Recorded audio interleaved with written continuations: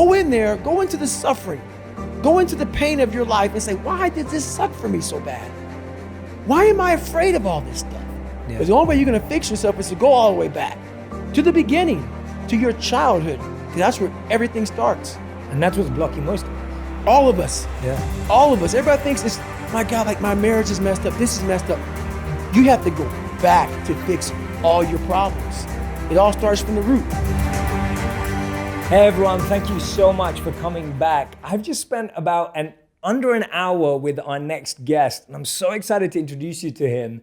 He's been called the world's strongest man, the world's toughest man, the world's fittest man. He's consistently invited suffering and discomfort into his life to grow further. He's someone with a phenomenal background. He's a former Navy SEAL, an ultra marathon runner, a triathlete. And today we're gonna dive into his new book, which is called Can't Hurt Me, about mastering your mind and defying the odds. His name is David Goggins. David, thank you so much for being here. I appreciate it, man. Thanks for having me. No, I'm so grateful, honestly, and I'm so glad, we were just talking about it, I'm so glad that we got a moment to connect before, because I think this conversation would have been very different. It would have. I immediately walked in and, I sometimes look at people and what they have and, I'm like, oh, here we go again.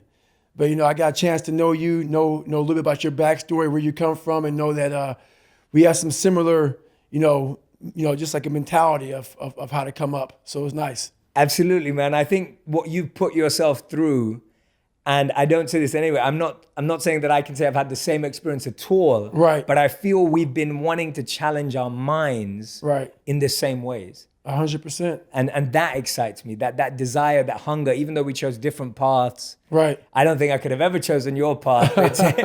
But we chose different paths, but we were testing the same parts of ourselves. Right. The mind is the one thing that we don't test enough. A lot of us are so afraid of that test, and that's the real test. That's where the real growth comes from is the mind. So absolutely, man. Yeah. Absolutely. So I've had a beautiful fortune of actually diving into this book this weekend. Great. And I have to say, and I'm saying this honestly, so I was just telling you this earlier, 2017 to 2018, I read a book a day. I read 365 books in a year. I made a video about the books I read and how I did that. And then 2018 to 2019, this year, I read a book a week. Right. And one of the things I've struggled with recently, and I'm saying this as a compliment to you, right. is that it is so hard to read a book that isn't an article or isn't an Instagram caption or isn't a short video, because we live in a world where we're constantly consuming content. Right. But when I picked up your book, the thing I loved about it is the amount of effort that you've been through to give us, I'm sure this was suffering too, like writing this book, the amount of effort that you've been through to actually give us detail on your life.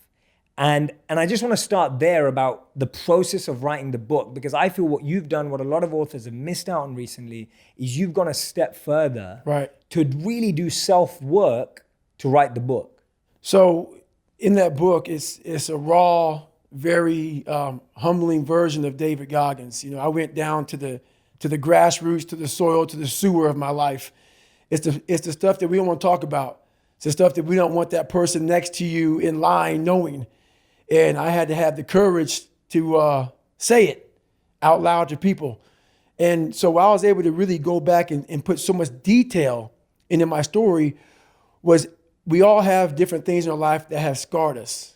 We want to act like those scars don't exist. So those scars, like, if you go out and you get cut, that scar is going to be there on your arm. You can go down and look at that cut and say, oh, or that scar and say, oh, that happened from, I was in the kitchen, or what happened. We have the same thing on our brain. I have all these scars on my brain from growing up, from, being abused, from suffering through life, from having a learning disability, from stuttering, from having just a really bad childhood. And so all those memories, I had to cut open that scar and go into it. And that was a hard process for me to do. Not only was that a hard process for me to do, for me to have the courage to share that with people, because I'm the so-called toughest man on the planet. So they think. So for me to break open that shell and tell people, hey, that wasn't always me. It's hard to do, it's hard to do. So it was a tough process. Yeah, absolutely, man. I'm so glad you did peel that back. Yeah, because tough. It's so easy to live that title. Oh yeah. But when you the fact that you had the courage to break down that title, Right. to actually lay it out, it's going to open up the door for so many more people. Well, I had to do it because, throughout this journey, I started becoming this new person. I started creating this new person. People started seeing me as this amazing superhero. In the back of my mind, I knew the real story. And I was like, man, one day you have to really share it. And I'm like, man, but do you have the courage? It's great to live right here. I've established this. People think you're great. Just stay here. Don't go back. Let's not go back. But the only way you can help people out is let them know that this is possible. So I had to go back and say, this is where I come from. Yeah. And where I come from is hell. Absolutely. And now when you go back, you talk about how your childhood was a nightmare. Right. Tell us about some of the defining moments in your childhood that actually framed that experience to being a nightmare. Well, my dad was a person that, he was an alcoholic. He was really big on being a powerful man. And he had two different sides to him. He had a side that once you left our house, so our house was the dungeon. No one knew anything about about the inside of that house. The inside of that house was horrible. It was evil. Like the evil monster came out to play. Wow. But once he left that house, he was the nicest person on the planet. So no one knew, who this guy was. So the scarring started happening inside the dungeon. And my dad didn't really believe in us going to school. He had a family business, and the family business was a skating rink and also a bar. So my dad owned, it was called the Vermilion Room was the bar, and the skating rink was called Skateland. So from the time I was able to walk, I was working that skating rink. And I worked it from like 9 o'clock at night until like 12 o'clock in the morning pretty much. That's what we did. I'm 4 years old, scraping gum off the skating rink floor, doing stuff like that. Me and my brother and my mom. Once the skating rink was shut down, the bar would open up. The bar would be open from like midnight to like 4 o'clock in the morning, 3 o'clock in the morning. Once that closed down, we'd go upstairs and clean the bar. So by the time you work like this, I'm a young kid. It's time to go to school. So most time we didn't go to school. So we missed school a lot, but thank God for me. I didn't like school anyway. With a learning disability, with a stutter, I had white splotches all over my skin from being stressed out, hair, patches of hair falling out at a young age. And once my dad got drunk, that's when the nightmare began. And, he'd get drunk and he'd get violent. And we got beatings quite regularly, probably at least once or twice a week. And the beatings weren't like, hey, I'm going to give you a whipping because you did something wrong. It was like, hey, I don't feel good today. And you get beat for that. And my mom got a lot of the beatings, and it would just trickle down to me and my brother. So that foundation of life that I didn't have, that's how it started off for me. And it's progressively got worse. So when you have a horrible foundation, it's like building a house on a fucked up foundation. This is what you're going to get. Any kind of earthquake or something happen, the house is going to go down. Sometimes, it doesn't even take an earthquake. It takes a little windstorm. So that was me. I was just a little windstorm away from breaking. Yeah. All the time. A windstorm away from breaking. But no one knew it. I walked around like I was a pillar of strength at a young age. But that internal conversation you're having back here is this weak little kid, very afraid. And I think that's what makes the book very powerful, because I take you there. Yes. I take you to that spot of, I'm superhuman now, so you think. But a lot of people have a lot of problems that they can't overcome. Absolutely, man. And I definitely felt when you were diving into that I was reliving it with you. Right. And I think you do that so powerfully in the book, because it's hard for people who haven't had the same experience to envision it. Right. But you made that possible. But the other thing that you do is I think you're highlighting something that is so huge for us, that I genuinely feel that so many of today's challenges that we all face as adults are because of our childhood. When did you realize that your childhood was something that needed healing, that needed transforming as an adult? When did that come, when you were like, I need to go back there to transform, to change my experience? It happened when I could never get over the hump. I kept on feeling like I was getting over the hump. And then one little windstorm, small little windstorm would come by and push me back to scratch. I was like, why? Why am I not, I'm learning how to read now. I was a junior in high school and couldn't read that well. a fourth grade reading level, because I would cheat on everything. And I learned how to read. I learned how to write. I taught myself all these things, all these disciplines. But whenever the first real big challenge would come, that little windstorm would push me back in the hole. And I realized, man, I'm fixing stuff on a surface level. I'm all surface, man. I'm not going deep into the cellar of my mind and fixing the foundation of my soul. My soul is broken. But I knew I could fix it, but I was afraid to go back. I was afraid to face the demons of my life, because you start lying. You want anybody knowing this shit about you. So you start lying about who you're not and start creating a person about who you want to be, but it's not who you are. So that's when I started realizing, man, I'm never going to get over the hurdle. I'm always going to live on a surface level until I go deep, deep into the sewer of my mind to figure out and face all of these different demons. That's hard. It's hard. We all like social media. We all like everybody to see us for who we want to be. That's why we post beautiful things about us. That's not going to fix you. So I realized that, and that's when I started going back. So I was about 24 years old, and I went from 175 to almost 300 pounds. And that's when I sat down on my couch and realized we got to go back. And it started with me going back to my father. So we left when I was 8 years old. We went to a small town in Brazil, Indiana. There's about 5 to 10 black families in a town of 8,000 to 10,000 people. And there was a big hub of Klansmen that lived in Center Point, Indiana. And I talk about that in the book. So the Klan marched on the 4th of July parade in 1995 in Indiana. So when you come from a messed up foundation like I did in Buffalo, New York, where my dad beat me senseless, and now I have that messed up foundation, and now I'm here being the only black person. I call it the only in my book, being the only black person. My mom's working 3 jobs. We're living in a $7 a month place. She's never at home. So it's not like I had some mentors coming in to help me. They were trying to put me in these different group places for like having some shrink talk to me and these 8, 9 kids, and one kid setting his house on fire, another kid's peeing in the trash can, another kid had a helmet on, banging his head up against the wall. And I'm looking at this at 8 years old. And I'm going to get back to your question that you asked me, but these are the things I had to go back and relive. I'm 24 years old now, and I have to go back to all these things that no one knew about me in this group place where I'm in this place where these people are crazy and they think I'm crazy. And I'm looking at them thinking, I'm not crazy.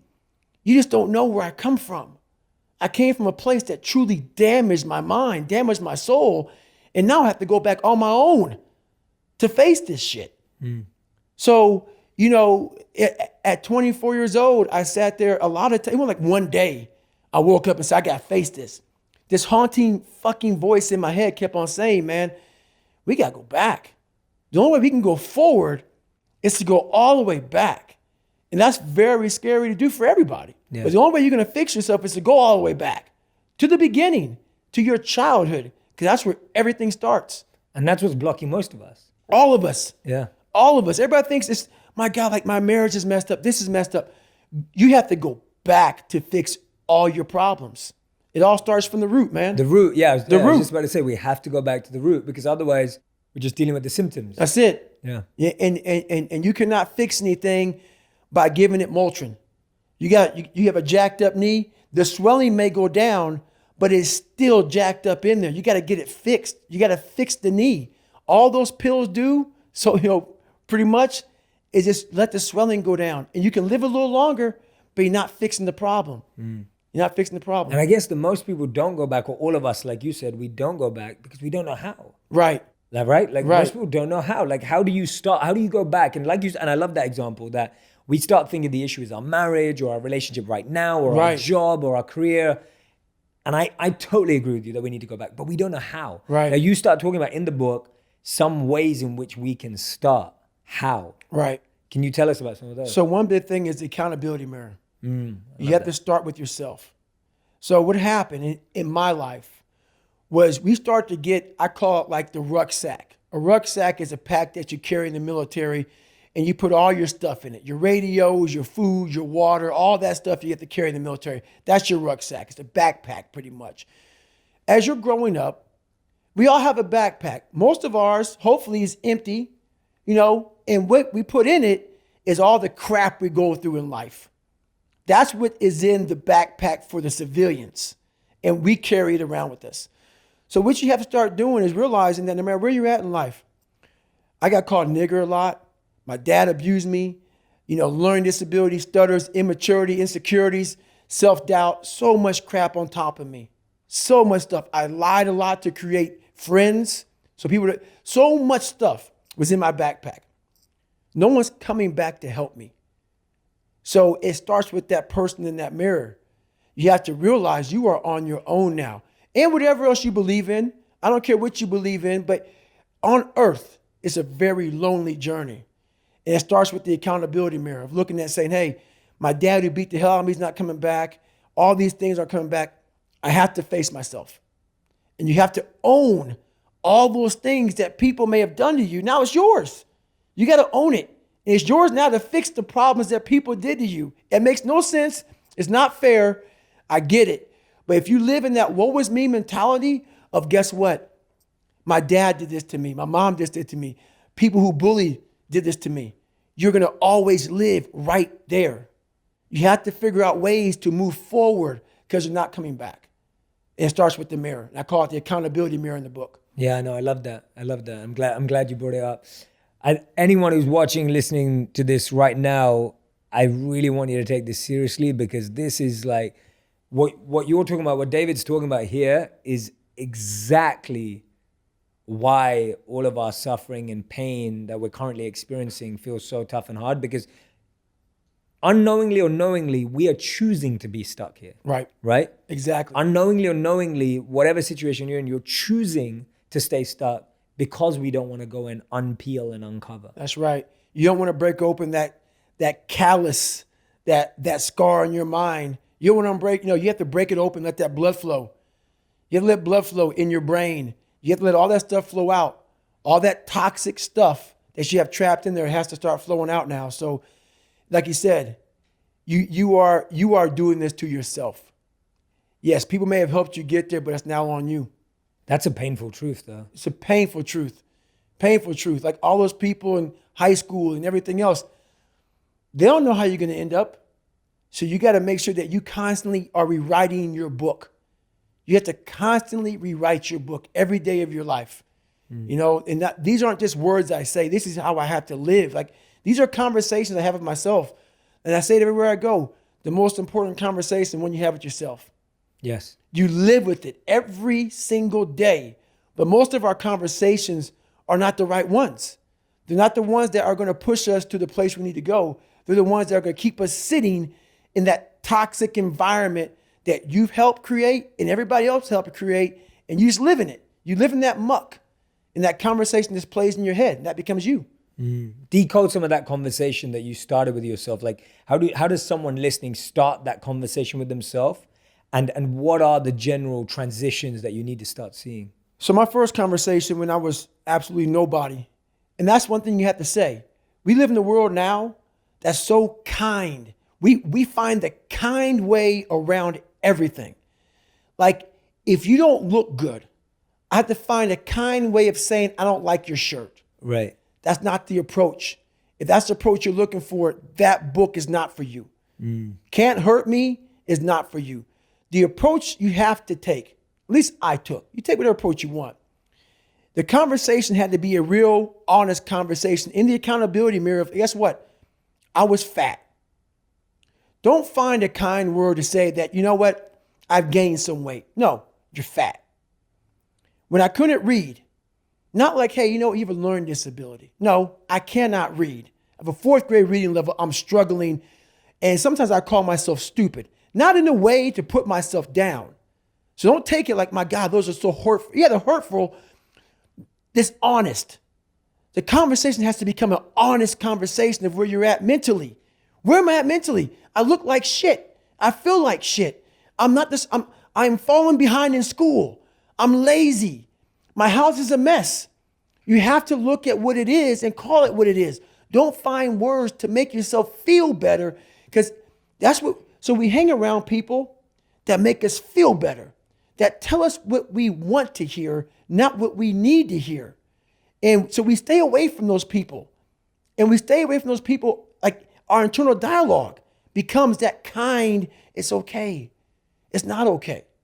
So that's where it starts. It starts with that accountability of it's not okay anymore. This can no longer be okay. And calling yourself out for exactly what you are and exactly how you need to fix it. That's where it starts. I love that. I think that's awesome. I think you're so right that so many of our conversations with others are politically correct. Exactly. Therefore, our conversations with ourselves are politically correct. And then we continue to feed the illusion. That's right. Right? We continue to feed it. Nothing gets solved by that, man. Nothing. And if you look at America right now, and I won't get off on this, nothing is getting solved because there's so much racism. There's so many things, and that's just one of them. We can't talk about anything. We are skirting all these conversations because if I say this, I'm going to offend a black person or a white person or a Jewish person or a gay or lesbian person. We skirt around the daggone problem. So we can't fix shit. Everything is like, well, if I say this on TV, I'm going to lose my damn job. We have to say it. We have to break the barriers within our minds, within the world. And it starts with yourself. It starts with yourself. You got to break the barriers down within yourself and just go there. You got to go to yourself. Absolutely. That was the honest conversation you had then. What's an honest conversation you've been having with yourself this year? Like because like you said, and I completely agree with you, it's a constant cycle. It's repetition. We have to keep doing it. So I talk about the repetition in my book a lot. Yeah. Got to get the reps in. So now my conversation is this. I never set out to write a book. When I was in the dungeon and no one was coming back to help me, I just wanted that reflection in that accountability mirror that I hated so badly to be something that gave me pride, to be something that made me feel. It's not about money. It's not about success. It's not about people. Oh my God, that's David Goggins. Sign my book. No. When I started this journey out years ago, it's about, I just want to learn to read. So now I'm at a place now where I see the possibilities of human potential. What are we capable of is the conversation now. The conversation now is how can I now talk to people in a way they can understand the message that I have for so many people. For so many people. So that's the new conversation now is that you are constantly evolving. You never stay, either you're getting better or you're getting worse. You're not staying the same. So for me, I have to constantly be getting better. I have to constantly be evolving my message. So I'm constantly thinking in the quietness of my mind. That's a key point too. The world is so fast paced. The world is so noisy. So my conversation now a lot of times is, my God, slow down. The world can take you here, be there, be everywhere. And I lose myself sometimes. So I catch myself in the airport. I catch myself in the plane while I'm writing stuff down. Okay, remember this, remember that. And I'm like, hey, hang on a second, Goggins. What got you here? This isn't what got you here. Slow the fuck down. Go back to the quiet place of that dirty mirror in that $7 a month place you used to live in. That's where you grew. So that's what I'm constantly reminding myself of. Go back to your roots. Now, I'm not saying go back to hell, but I'm saying don't forget where you come from as you start to explode out of the gate when you become someone.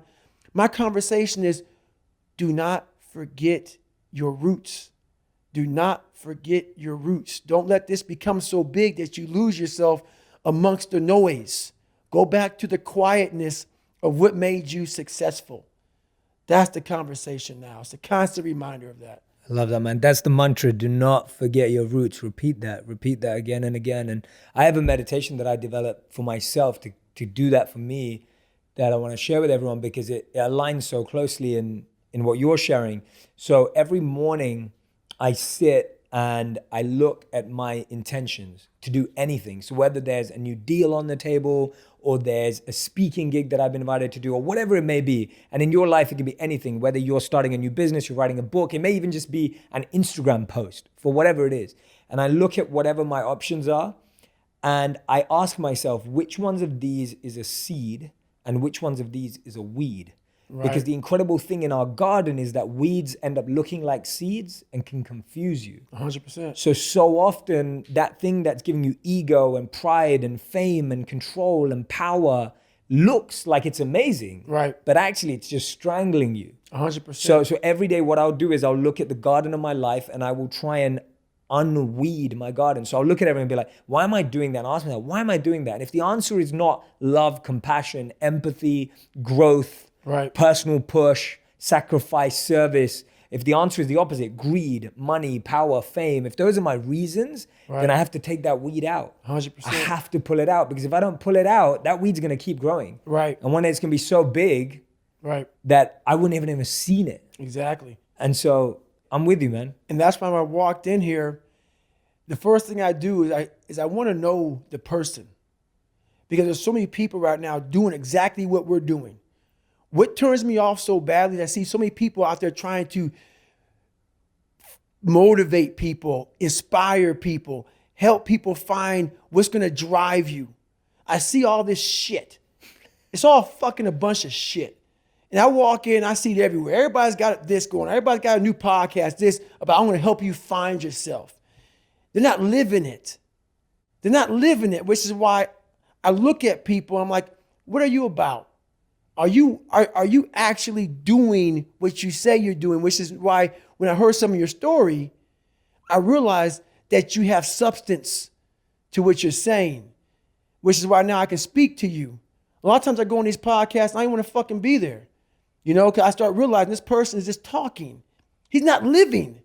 And we share this with people and we expect them to change. They can see right through you. They can see you're not doing this. So that's what thing about it. Don't do everything in your life for money. Don't do everything. Yes, we need it to survive. There's a great drive and passion behind doing things for the mind and the soul. There's a great drive in that. Everybody goes, man, you talk with such passion. This is a life.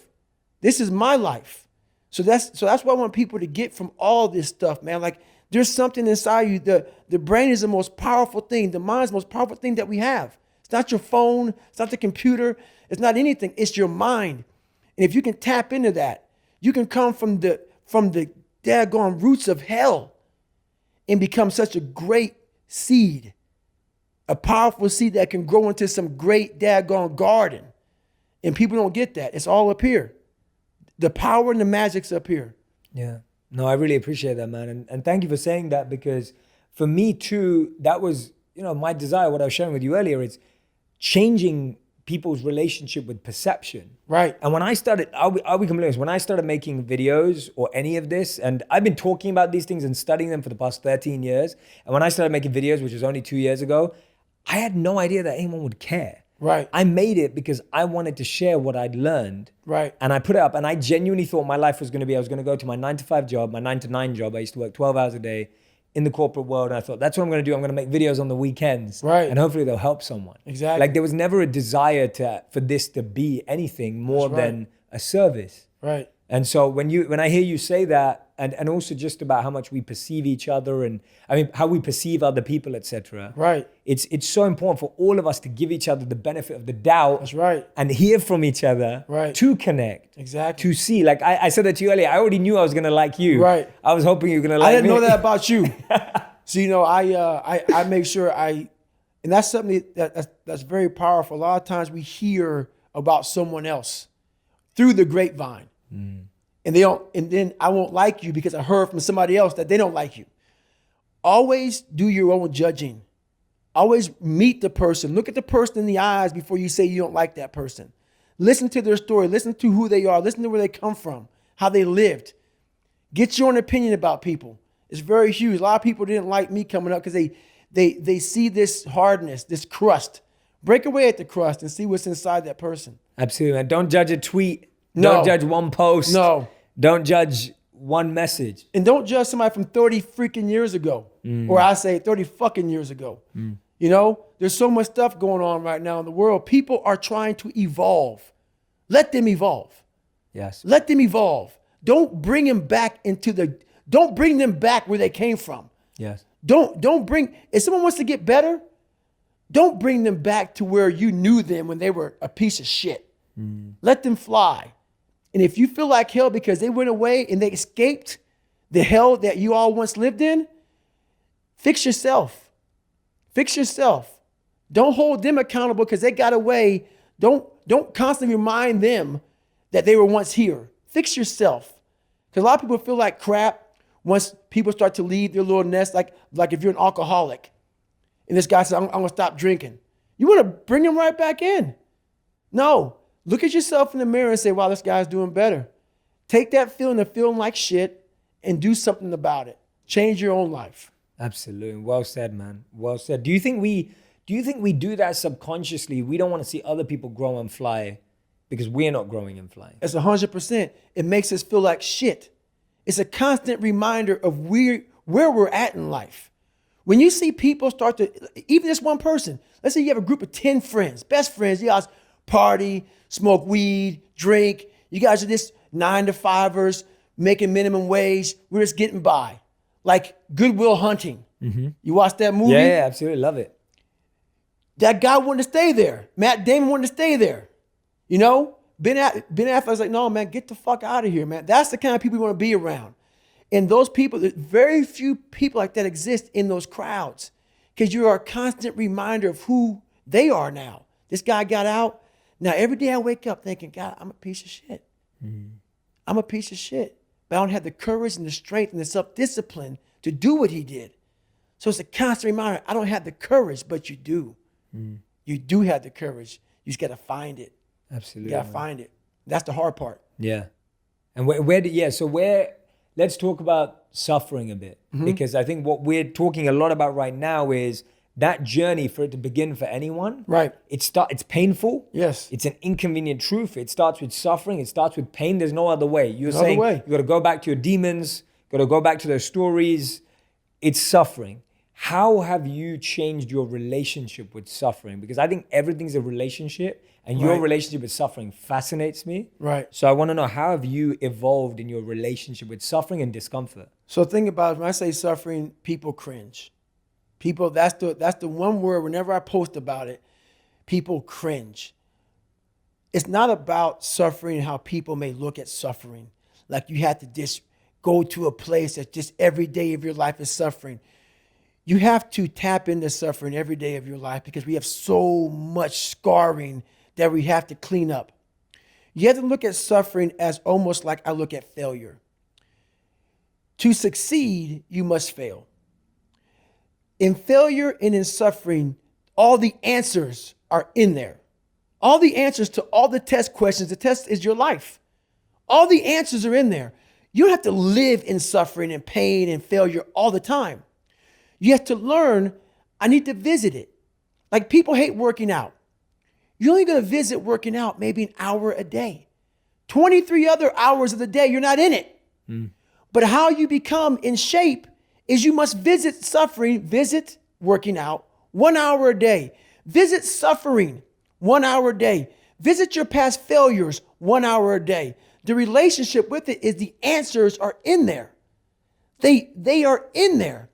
Within the suffering, go in there, and I call it the live autopsy. The live autopsy. How you find out someone died? They crack you open after you're dead. How you can live is do it while you're alive. Go back in your brain, crack it open while you're alive. Don't wait until you're fucking dead to figure out why you died. Do it while you are living. Go in there, go into the suffering, go into the pain of your life and say, why did this suck for me so bad? Why am I afraid of all this stuff? Why have I shut down the whole world? I guarantee I'll tell you why you shut down the whole world. It's in these nooks of the suffering within your brain, in the scarring, are all the answers to why you are on the couch feeling sorry for yourself. They lie within the scars. Visit them for at least an hour a day. Study them. And then you'll find out more about yourself. You will then grow. So don't look at it as every day I suffer. Go into it an hour a day. Learn from yourself. Learn from life. Learn from your failures. Learn from your insecurities. Learn from your self-doubt. Don't just say, I'm afraid to jump off an airplane. What makes you afraid of it? Study it. That's why I studied my mind. Why I became so powerful in the mind is because I realized I was weak. So instead of running away from the mind, I dove into it and said, what is making me weak? Oh, this makes sense. I came from hell. I came from a place that beat me down to nothing, which is why I'm afraid. All this makes sense. So systematically, one by one, I went back and met every single person in my mind, every situation. I went one-on-one with them again in my mind and said, okay, let's now revisit this. And that's how you do it. That's how it works. Absolutely, man. I love that. That is brilliant advice. Brilliant advice, because it's observing and self-study. That's it. Like observing and self-study, becoming an expert in observation That's right. of oneself. And the reason why that process can be so challenging, or that process, is because, like you said, and I love that, you literally went through and re-met every person that caused you pain. I love that. And guess what? People say, how'd you do that? You know every painful moment. Yeah, you remember it. You remember it. We try to put it under a rug, lift the rug up, you'll find them. Yeah, the dust will come up in Yeah, your it'll face. come up quick. Yeah. So that's how I was able to write that book. Yeah. You don't forget that shit. No. You want to. Yeah. And that's where you fail. By trying to forget it. That's where you fail. That's where there's no growth. Let's just move forward from all this. Yeah. There's no growth there. There's no growth there. No. You just want to forget about it. Yeah. You will continue making the same fucked up mistake. Yeah. You will continue doing the same things wrong if you don't go back. Yeah. And the challenge we have is when we do revisit it, when someone tries or starts, they end up revisiting it, but then we end up, and me too, all of us. Like, I'm not saying whenever I'm referring, it's me too. It's also, we become complaining or criticizing or comparing. Right. So we do start, like I know a lot of people, and myself too, I sometimes start revisiting something. Right. But then I just use it as a crutch or an excuse. Then I'm still not getting there. That's right. I do the same thing. Yeah. Right? I do the same thing. How have you broke through that times when that's happened sometimes? So as I'm talking and as I'm going back, I'm very aware that I'm going to do that. Yes. And I may do it for 45 minutes. And then I'm like, you knew you were going to do this. You have to be very aware of the conversation you're having while you're doing it. Because your mind chooses the path of least resistance. Your mind has the ultimate tactical advantage over you. It knows what scars you. It knows your fears. It knows your insecurities. And it protects you, which is why I talked about the 40% rule in my book. The 40% rule is all about the brain has the tactical advantage over you. It knows, and it keeps you away from all that. That's why it says don't jump out of an airplane. Don't go in the ocean where there's sharks. It's a protective mechanism. Don't go back to the place where your dad beat the shit out of you in your mind. Don't go back. The brain protects you, but protects you so much, it doesn't allow growth. So the brain is an amazing thing, but the brain controls you. You must control it. You must take power over your own mind, or your mind will guide you into all the soft places that your brain wants to live in. Your brain has enough information. It doesn't want to go through that process of mind hardening. It doesn't want to do that. I got to remember what time I got to be here, what time I got to be there. This is where I want to stay. I'm peaceful. It wants to stay very peaceful and away from scarring. So that's what it is, man. Yeah, that's what it is. It's as simple as that. And we just never touch it like a box that you never look inside. You just leave it there. You just mark it, scar. Yeah. Put it up in the attic. Yeah. Never touch again. Let it get dusty. Yeah. Now I wanted to talk to you about this because when I was reading about it in the book, it fascinated me because it reminded me of my 3-month boot camp as a monk. I love man. The first 3 months I was sharing with you earlier. Yes. The first 3 months of monk training is super intense, like really, really tough, because the whole point of it is to figure out who's in and who's not. Right. Like they don't want people to just be passengers on the side. It's not a place you come to just to have quiet and don't do anything. So that 3-month boot camp, something that taught me so much. I'd love to hear about Hell Week and specific programs you built in your life that you went on, and what did you learn from them? What did you take away? But tell us first a bit about the program and then tell us about what you learned. So what I liked about your 3-month Hell Week, was the fact that that's where you find yourself. You find yourself when you're not comfortable. When you're not comfortable on a daily basis. And that's how I started to grow. like I said about the mind, it wants to put you in that nice 72-degree temperature with everything right there. It wants to be in that nice with a little massage therapist. That's where your mind wants to be. Doesn't want to be, and we're going to talk about Hell Week. So it doesn't want to be in Hell Week. In Hell Week, I was in 3 of them. I finished 2 of them in 1 year. Only person to ever do that in SEAL history. There's been people who have gone through a couple of Hell Weeks, but in like 5 years, 6 years, 7 years, 8 years. I was in 3 in 1 year. They say it takes off 3 to 5 years of your life. So Hell Week is 130 hours of continuous training. You might get 2 hours of sleep. And what it does is it's designed to break a man down to the parts where, like I talked about the surface, how I was fixing the surface. If you only fix the surface, you will never get through Hell Week. Because what it does, it starts to bring out these demons. Because even though there's a lot of yelling and stuff like that, there's times where it's very peaceful in a very eerie way. So the first hour of the 130 is breakout. They're shooting guns, it's loud, it's noisy, your mind is in chaos. When your mind's in chaos, you can't think. So you're having fun. Yeah, this is great. Yeah, we're in Hell Week, we're Navy SEALs, or trying to be Navy SEALs, we're badasses. Then what they do, and I don't even think that they understand what they're doing, but I studied the mind. It's perfect. It's psychological warfare. They go from an hour, the first hour when you're going crazy, the second hour of the 130, they put you in the cold water. It's called surf torture. Now they don't call it surf torture because it's a kinder, gentler word. It's called surf acclimation or something like that. Whatever. Everybody's getting soft. So they call it surf torture for a good reason. They put you out there. No one's quit yet. It's only been an hour. Maybe a couple of guys have. And you're in the Pacific Ocean, which is never warm. You're all linked arms. You're sitting there and the waves are crashing over you. I went through winter Hell Weeks, which is cold. The Pacific Ocean is like 50 degrees. It was 49 this particular night in my 3rd Hell Week. And what it does is it makes your mind flip out. We've been doing this now for 3 weeks, being in this water. But for some reason now, the water is colder than it's ever been. It's not. Our minds are fragile. We can process a day. It's hard to process 130 hours. There's no end. There's no end. So the mind starts to ramp up. So you're sitting there, it's quiet, no one's yelling at you, you hear the ocean, and you're freezing. And your mind goes spastic, starts to think, I have another 129 hours. You're not going home, you're getting yelled at, you could be frozen. So you panic, you freak out, and you want to quit. What I realized about the mind is those people who can be in that time and embrace that time and be in that moment and not allow the mind to go to 129 hours on hour 1.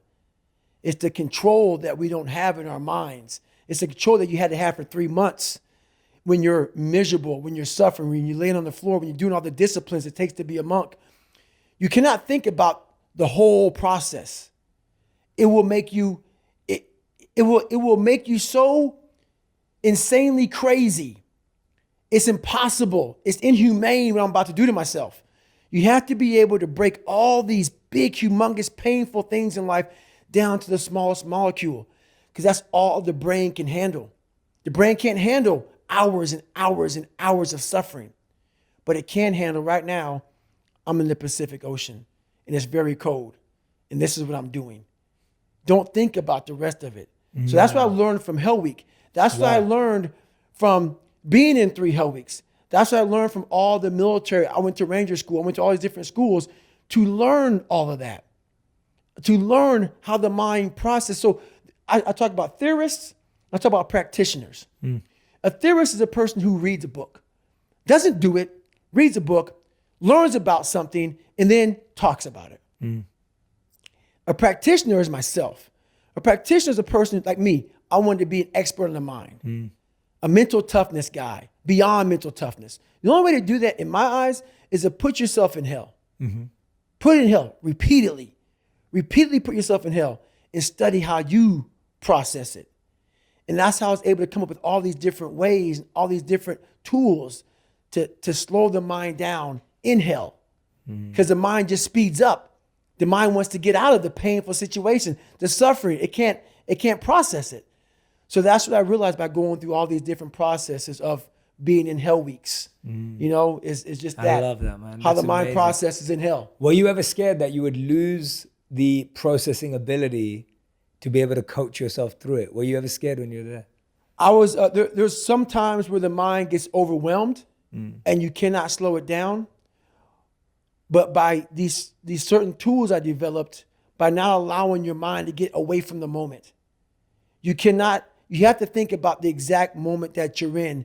But I saw when I was younger, the moment became too big. When it became too big, I spazzed out and I would quit. But now I don't think about even like an hour from now, I'll be eating. I don't even go there. Because then your mind, no, we must embrace this, because now you have to be a leader in this moment. It's not about you just getting through it. I had 5 guys, and 6 including me, in my boat crew. Now I was the boat crew leader. So now another trick is this: if you don't think about yourself, there's no pain. Which can also lead to pain later on in your life. But in these moments when you're struggling, if you are a true leader and you're worried about your men or women beside you, your mind doesn't care how cold you are anymore. Your mind's only worried about taking care of the men and women beside you. So I started realizing, man, if I take care of these cats to my left and my right in the worst moments, my mind is no longer thinking about, you're miserable, David Goggins, get the hell out of here. You're thinking about, how is John? How is Andy? How is Sam? How is Pete? How are you guys doing? You're not thinking about me. So there's so many things you can do to get outside your own head to then allow your body to just be like, hey, we're just a machine. But you have to let your mind be able to process all these different tactics to do that. Take a different vantage point in life. When you are in the hell, you can't see the beauty of being in it when you're in it. Get on top of that mountaintop in your mind. Get on top of that mountaintop and look down on what you're doing. You can see a whole different world, and that world is beautiful. But you got to get a different vantage point in the suck. Don't be in it. Spiritually, get out of it. Get that soul. Look down on what you're doing. Be amazed by the process of where you're at now and where you came from. Wow. I've got so many questions from that. I've got so many questions from that. Okay, let's start with, you said, and I love that. So you said one of the tricks is when you stop thinking about yourself, because when there's no self, there's no pain. No pain. And you start living for your team, the people, the other people suffering. I said, I love that. Yes. Totally understand that. Servant leadership, wanting That's to right. go beyond oneself. But you pointed out something really fascinating. You said it can lead to pain later. That's right. Explain that, because I get that. And So I've had this mentality for years. It got me through a lot of hard times. You cannot use it every day of your life. That's what I was thinking. Yeah. You cannot use it. I used it as like, my God, this is the perfect, I found it. This is the trick. You don't even matter. You're just a machine. You are a machine. Like just like a lever. That's all you are, man. You're not. And in my book, I talk about what that lever starts to get rusty, starts to get crusty. It starts to, like, I can't even think about anybody but myself. So through the process, what I started to learn was that helps a lot. And you can tap into that all the time. But you have to be able to heal yourself. You have to be able to recover yourself.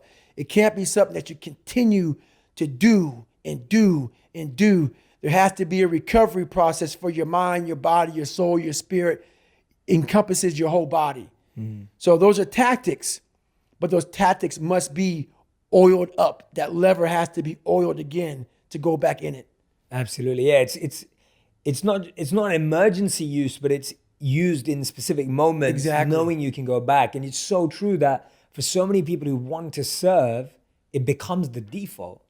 And I made that mistake myself. When I became a monk, it was because I wanted to wake up every day and serve. That was my goal. I was like, I want to wake up every day. I want to use everything I've been given to serve humanity. I just want to serve people. I just want to give. And I was just being that. Right. And so I would go through sleepless nights. I would push myself for weeks on end to go further for other people. And it was amazing because it felt fulfilling and it helped them too. But after a while, I was broken. I lost my voice for 6 months. I was eating out of tubes for 6 months. I was writing on a whiteboard. You know, it was just my whole life kind of crumbled. I was sleeping 14 hours a day then because my life kind of went to the other side. Yep. Because I'd worked so hard to just give. And I loved it. But in the process, I broke myself because I wasn't refueling. I wasn't renewing. That's right. Even though I was still taking, I was still meditating, I was still doing everything. Yep. I talked about that big time in my last chapter, how it just takes me to nothing. How I'm where you were at. You know, it's taken me 5 years of doing my meditation, my stretching, my eating right, my sleeping right. And you have to be on a constant reminder. Almost like how you put a reminder on your phone, 15 minutes, you got this. That has to be in your brain. You've done too much. Stop. And what happens in life is that we start to see our lives become so successful. We're making money. We're doing this. We're doing that. I want more. I push harder. I'm all about pushing hard. Don't get me wrong. Obviously. I'm all about it. But to push as hard as you can, you have to be mindful of the machine that's pushing. It is going to end up dying. And then it takes years to get it back. So you lose that time. Totally. That time is gone. You know, I lost 5 years of I could be crushing it. Where now I'm just now back to crushing it, realizing, God, man, I learned the hard way. But that's really sometimes the only way to learn. Yeah, sometimes, yeah. Sometimes the only way to learn. That's how I've learned the best. Yeah. How do you know those indicators? So what are those indicators to know I'm pushing too hard or I'm suffering too much? Because it's hard to know, right? Everyone gets in the gym even once a week or whatever. And it's like, if you don't go often, you can feel like you're falling apart after 10 minutes. Do me a favor. Go to the first, go to the first page of not my fault. Go to like the first 3 pages of that book. You see one sentence. Okay. To the unrelenting voice in my head that will never allow me to stop. Okay. The unrelenting voice that we all have. What happens to that voice? I'm going to answer your question. We all have a voice in our head. Some of us are very spiritual. Some of us are not. But we all have this voice saying, you're doing fucked up shit. This is wrong. Don't do that. The more you don't listen to that voice, the further that voice gets away from your head. Some people call it the Holy Spirit. Some people call it God. Some monks, whatever you call it. It's there. We all have it. It's the right or wrong voice. But the more we don't listen to it, the more that voice goes away. And the only voice you hear is yourself. When the only voice you hear is yourself, you're wrong. There's a voice that guides you through life. And sometimes it's guiding you in a direction that you don't want to go. That's usually the right place to go. It's that uncomfortable place. So that voice is always talking to me, but we don't listen to it. I listen to it. And when I start getting anxious, nervous, like we all know when we've done too much because it's telling us, I'm getting tired, I'm wearing down. But we go. I start talking to my fiance, hey, I'm doing too much. You start now, like I did in Hell Week, like I do all the time, the 1 second decision. It's that decision when your mind starts to get so amped up. Whenever you can't hear yourself think, you gotta slow down. Whenever you're living off a schedule, every day's a schedule, you have no time for yourself. When you start, and we all know it, I don't have time for this anymore, I don't have time for that anymore. That's when your mind and your body are saying, think about that. I'm neglecting my fiance, I'm neglecting my disciplines of life, I'm neglecting my reading, my learning, my workouts, my diet. When you start neglecting all of that, you neglect one of them, you can neglect all of them a long time. It's going to haunt you. When you start seeing that, my God, I haven't eaten right in a long time, haven't been sleeping right in a long time, it can only be one of those things to take you off. So I'm very aware of my eating, my sleeping, my disciplines of life. And when I start to get too far away from them, it's a hard stop. Because what made me are the not just disciplines, the self-disciplines of life. And those are always in front of you. If you have any, they're always in front of you. So that's my hard stop. Yeah, I love that, man. That's great advice. And I guess a simple example is of like sleep. Like when you wake up in the morning, that's right. There's a part of you that's going, I'll just go back to sleep. Exactly. Right? When we used to wake up at 4 a.m. as monks, sometimes 3, it's like there's the part, and then that's what you're saying. And then all you hear is yourself saying, it's all right, just go sleep. It's okay. That's right. But then that voice has got quieter that says, no, you need to get up. That's right. You need to get up. and you've just pushed it away. You just pushed it away. And that's the discomfort that you need to That's right. embrace. Exactly. So those voices are very important. They can guide you. And that's the thing about it. Like I said, the mind's the most powerful weapon in the world. Yeah. It can guide you to being very comfortable also. Yeah. So you gotta be careful. The mind will trick you. Yeah. And it's saying, just sleep in today. You deserve it. Yeah. Sometimes you don't deserve it. So there's that fine line of the mind getting the tactical advantage over you to where you're like, I've worked too hard. Yeah. You really haven't worked hard enough. So yeah, absolutely. Yeah. In when we were trained as monks in the Vedic philosophy, it talks about the difference between the mind and the intelligence. So the mind is compared to a child and the intelligence is compared to a parent.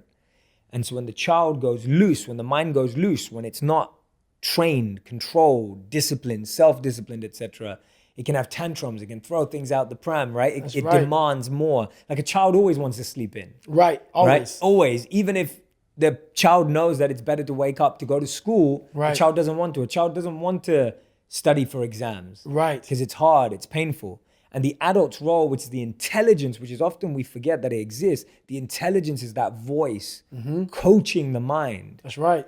But what often happens is the intelligence just tries to shout at the mind like a bad parent. Exactly. The parent just shouts. That's 100%. No teaching, no education, no knowledge, just shouts. That is 100%. The way you explain that about the child's mind is 100% the truth. I just want to sleep in. Always throwing tantrums.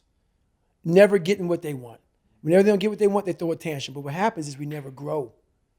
We are 40, 50, 60, still throwing that tantrum we once did at 7 and 8 years old. So people think with age is growth. No, it's not. You have to go back into the scarring to get the growth. Absolutely, because if with age you just repeated what you did when you were younger, Exactly. it's just stronger. That's it. Right? You've just strengthened a bad muscle. I'm throwing a bigger tantrum at 43 Yeah. than I did at 8. Yeah. So true. Yeah, you just strengthen a bad muscle. Stronger, stronger, stronger, stronger. And then that can break you. 100%. Yeah. That's why I love the monk mentality. Yeah. And that's why I talk about my book a lot too, is that mentality. I'm not one, but I've taken a lot of the disciplines, the self-disciplines from that mentality to grow. Yeah, I love that, man. That's what fascinates you so much. And I'm excited for us to, this conversation is phenomenal and I'm loving it about your book. And I'm excited to have more offline conversations too, because that's literally why I did it. When I met monks who were living extreme scenarios, and when I look at you, I think about it too. You're an extremist. Right. In a good way. I'm saying in a good way. Like, and Right. when I became a monk, it was the same thing. I had to go to the edge of myself. That's right. Like I had to go to the extreme of myself 100%. to then realize where I could be placed. And what's funny about that, I often say it, on the other side of that extreme place that I call suffering, call whatever you want, there's a whole nother world that people have not even examined. But you have to go to that extreme place to examine it. We want to stay here in this comfortable place. Once you're willing to push yourself to that extreme place, it's like a whole nother universe. It's almost like you're an astronaut and you've examined something like up in outer space. No, it's always been there.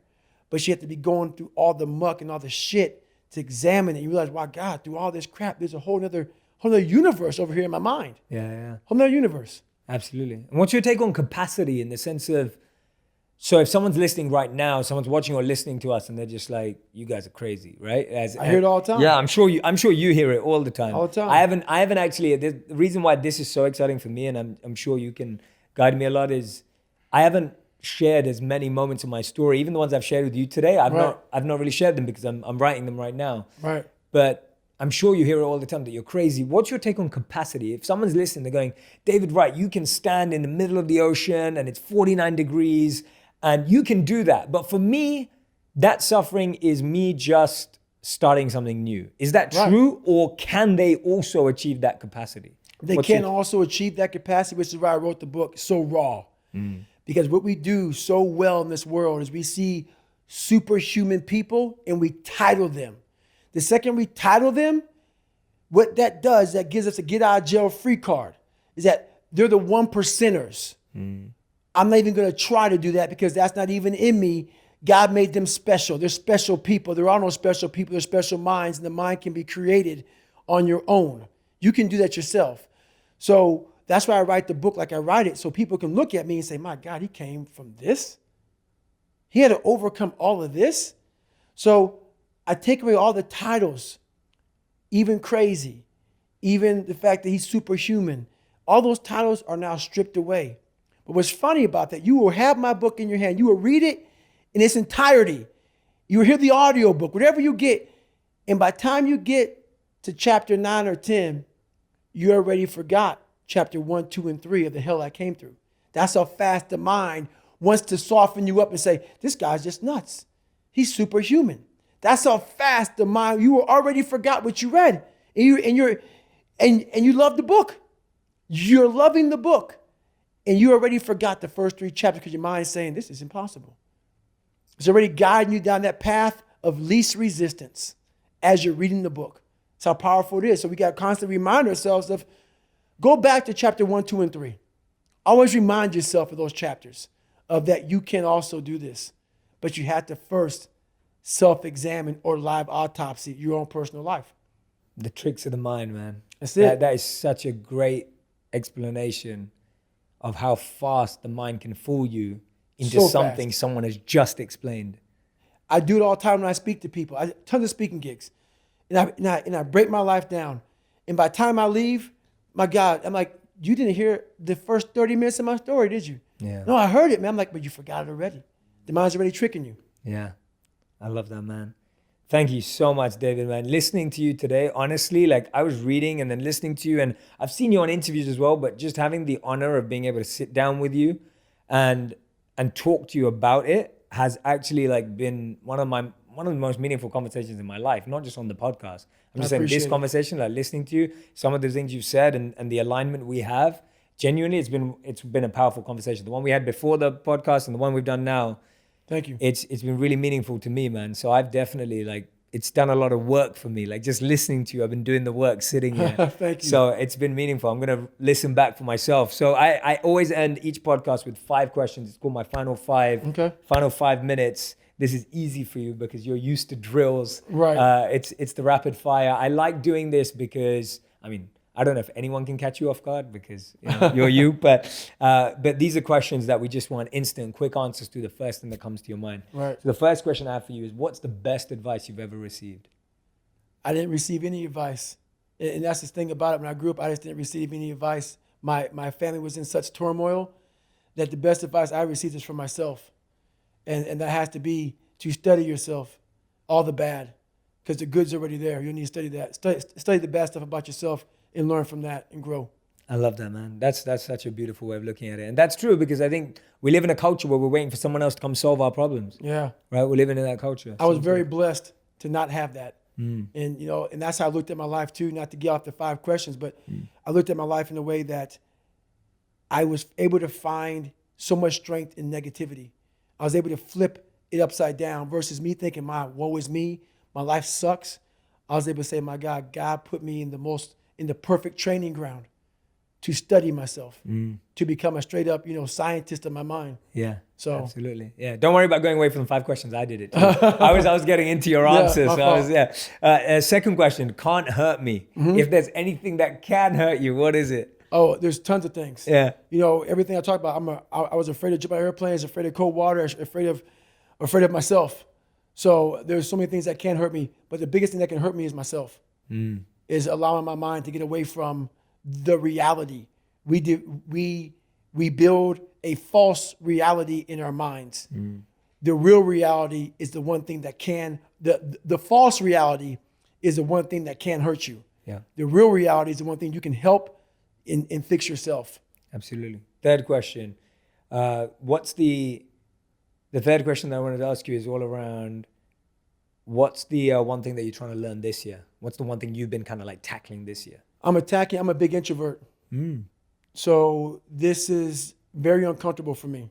Even though I'm comfortable with you, I know there's a lot of eyeballs on me right now. So it's very uncomfortable for me. I used to stutter real bad.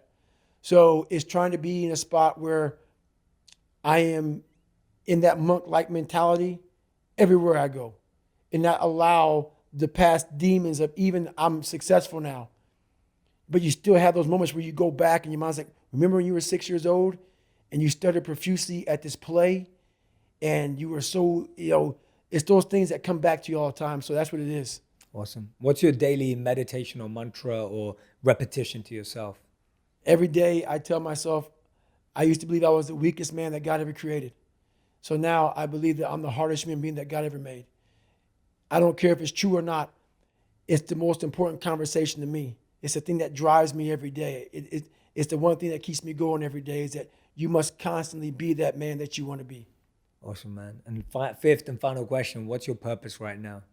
My purpose right now is to continue. I used to have a wash rag when I did this.